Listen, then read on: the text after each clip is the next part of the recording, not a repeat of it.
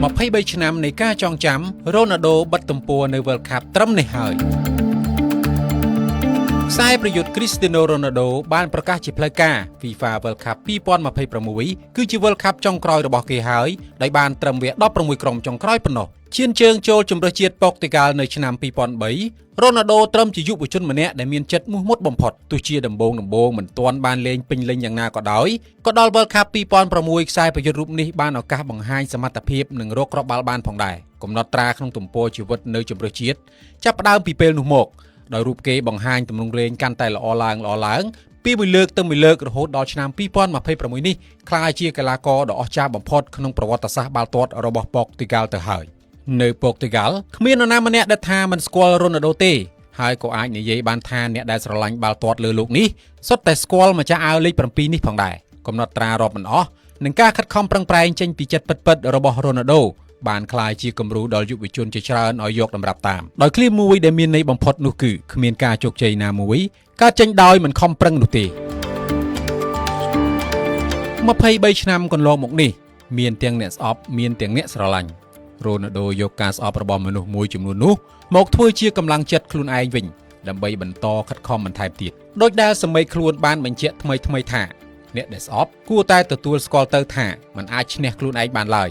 ល្មមបោះបង់ចោលទៅព្រោះទោះជាពួកគេខំជន់ខំបង្អាប់យ៉ាងណាក៏រ៉ូណាល់ដូនៅតែឈរយ៉ាងរឹងមាំយ៉ាងជោគជ័យដដែលជាការលាអ្នកគាំទ្រពីព្រឹត្តិការណ៍ World Cup កីឡាករដែលបង្កើតប្រវត្តិសាស្ត្រលេង World Cup 6 លើករកបានគ្រាប់បាល់ទាំងអស់នោះបាននិយាយថាទម្រាំដល់ថ្ងៃនេះខ្ញុំបានលះបង់ច្រើនណាស់សម្រាប់ជម្រើសជាតិខ្ញុំបានជួយឲ្យឈ្នះពានរង្វាន់ធំៗ3ទាំងដែលកាលពីមិនទាន់មានខ្ញុំយើងមិនទាន់ស្គាល់ពាក្យថាឈ្នះពានទាំងអស់នេះទេខ្ញុំរីករាយចំពោះអ្វីដែលខ្ញុំអាចផ្ដល់ឲ្យជម្រើសជាតិរបស់ខ្ញុំបានខ្ញុំនឹងក្រោកឡើងម្ដងទៀតនៅថ្ងៃស្អែកជាមួយនឹងការតាំងចិត្តដដែលគឺខ្ញុំត្រូវតែធ្វើឲ្យបានល្អបំផុតដោយពាក្យដែលគេនិយាយថាបើថ្ងៃនៅតែរះនោះក្តីសង្ឃឹមនៅតែមានថ្ងៃស្អែកគឺជាថ្ងៃថ្មីការចាប់ផ្ដើមថ្មីតែងតែកើតមានជានិច្ច23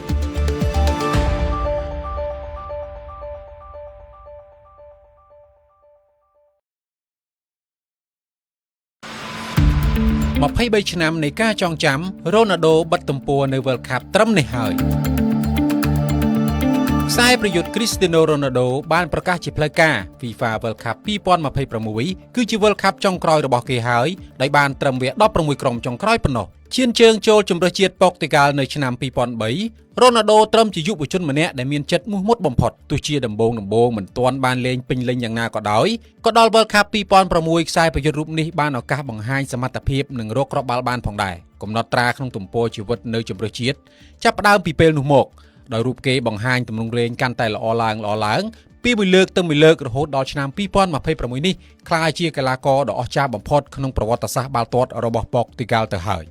នៅប៉ុកទីហ្កាល់គ្មាននរណាម្នាក់ដែលថាមិនស្គាល់រ៉ូណាល់ដូទេហើយក៏អាចនិយាយបានថាអ្នកដែលស្រឡាញ់បាល់ទាត់លើโลกនេះសុទ្ធតែស្គាល់ម្ចាស់អាវលេខ 7 នេះផងដែរកំណត់ត្រារាប់មិនអស់នឹងការខិតខំប្រឹងប្រែងចេញពីចិត្តពិតៗរបស់រ៉ូណាល់ដូបានក្លាយជាគំរូដល់យុវជនជាច្រើនឲ្យយកតម្រាប់តាមដោយឃ្លាមួយដែលមានន័យបំផុតនោះគឺគ្មានការជោគជ័យណាមួយកើតចេញដោយមិនខំប្រឹងនោះទេ23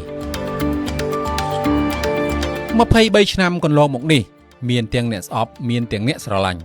រ៉ូណាល់ដូយកការស្អប់របស់មនុស្សមួយចំនួននោះមកធ្វើជាកម្លាំងចិត្តខ្លួនឯងវិញដើម្បីបន្តខិតខំបន្ថែមទៀតដោយដែលសមីខ្លួនបានបញ្ជាក់ថ្មីថាអ្នកដែលស្អប់គួរតែទទួលស្គាល់ទៅថាมันអាចឈ្នះខ្លួនឯងបានឡើយល្មមបោះបង់ចោលទៅព្រោះទោះជាពួកគេខំជន់ខំបង្អាប់យ៉ាងណាក៏រ៉ូណាល់ដូនៅតែឈរយ៉ាងរឹងមាំយ៉ាងជោគជ័យដដែល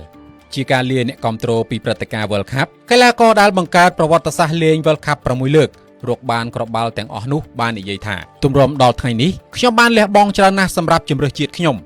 បានជួយឲ្យឈ្នះពានរង្វាន់ធំៗ3ទាំងដែលកាលពីមិនទាន់មានខ្ញុំយើងមិនទាន់ស្គាល់ពាក្យថាឈ្នះពានទាំងអស់នេះទេខ្ញុំរីករាយចំពោះអ្វីដែលខ្ញុំអាចផ្ដល់ឲ្យជម្រើសជាតិរបស់ខ្ញុំបានខ្ញុំនឹងក្រោកឡើងម្ដងទៀតនៅថ្ងៃស្អែកជាមួយនឹងការតាំងចិត្តដដែលគឺខ្ញុំត្រូវតែធ្វើឲ្យបានល្អបំផុតដោយពាក្យដែលគេនិយាយថាបើថ្ងៃនៅតែរះនោះក្តីសង្ឃឹមនៅតែមានថ្ងៃស្អែកគឺជាថ្ងៃថ្មីការចាប់ផ្ដើមថ្មីតែងតែកើតមានជានិច្ច